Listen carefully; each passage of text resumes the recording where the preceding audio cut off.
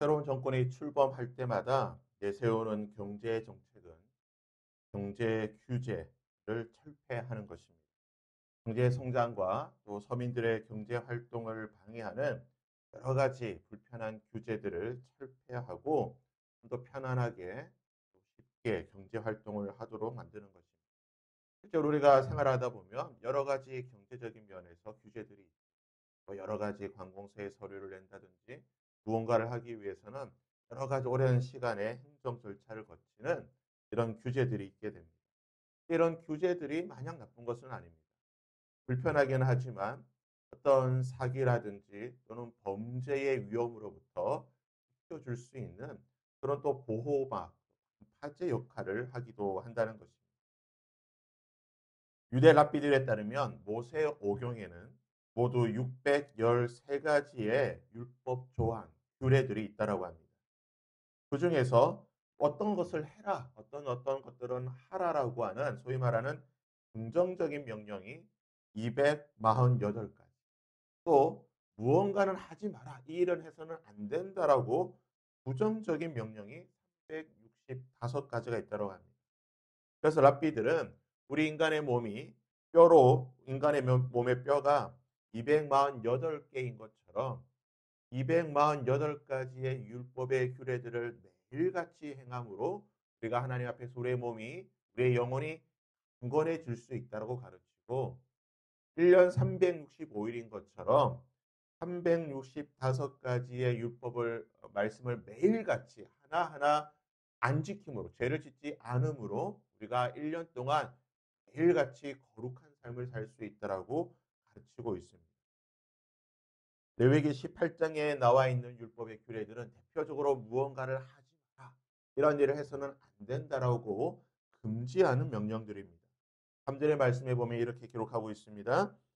너희는 너희가 거주하던 애굽 땅의 풍속을 따르지 말며 내가 너희를 인도할 가나안 땅의 풍속과 규례도 행하지 말라. 그럼 하나님께서 레위기 말씀을 하시다가 무언가를 하지 말라라고 말씀하시는데, 그래서 하나님께서 그냥 갑자기 너 이것도 이런 너희들은 이런 일은 하지 말고 이런 것들은 하지 마라고 갑자기 말씀하신 것이 아닙니다.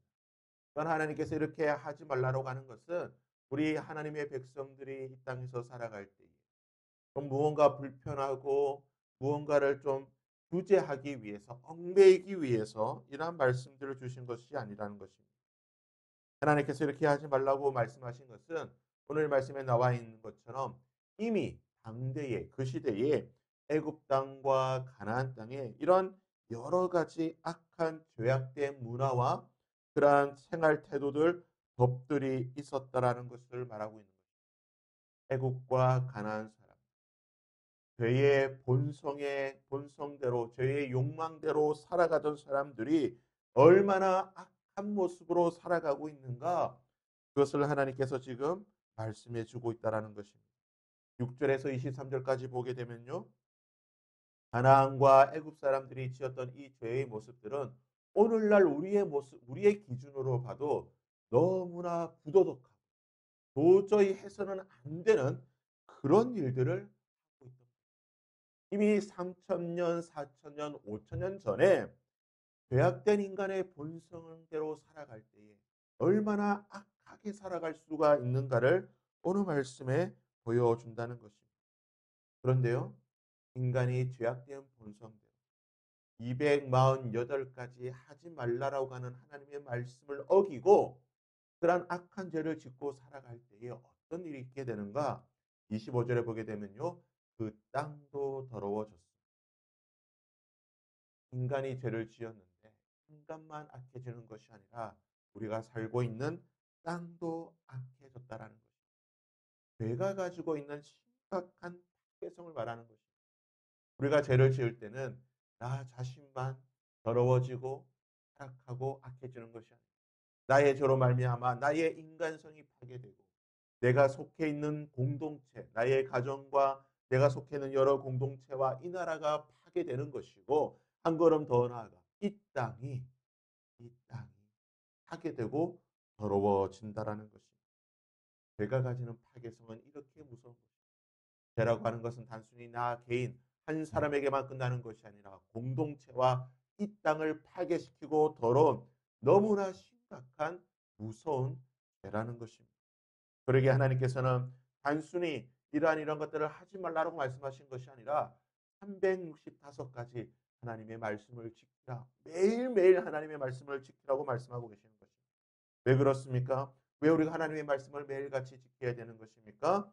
우리가 하나님의 말씀을 지킬 때에 우리의 본성이 하나님께서 우리를 창조하신 모습대로 회복되어지는 것이고 우리의 공동체가 하나님의 거룩한 공동체로 회복되어지는 것이고 이 땅이 하나님의 공동체로 회복되는 것인 줄 믿습니다.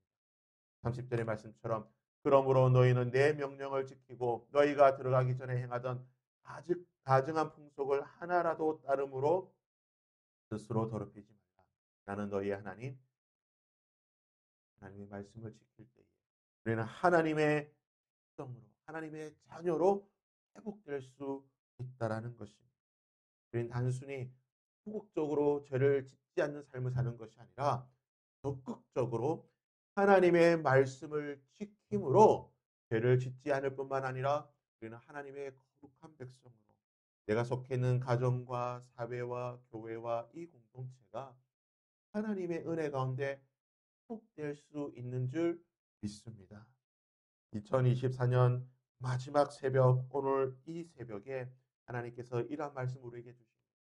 하나님 2024년 오늘 한 해를 살아보면 혹시나 내가 하지 말라라고 하는 그 하나님의 말씀을 어기고 죄를 지음으로 나의 영혼과 나의 마음과 내가 속해 있는 공동체가 혹시나 죄로 타락하고 파괴되었다라고 하나님 용서하여 주시고 회복시켜 주시고 다가온 2025년 365가지 매일매일 하나님의 말씀을 지키고 행하는 한 해가 되어 내가 속해 있는 나의 가정과 내 육신과 나의 마음과 나의 영혼과 이 사회가 하나님의 은혜 가운데 회복되게 하여 하나님 이 땅이 너무나 혼란스러운 가운데 우리가 하나님 말씀을 지킴으로 이 사회 이 나라가 하나님의 나라로 회복되게 하여 주시옵소서.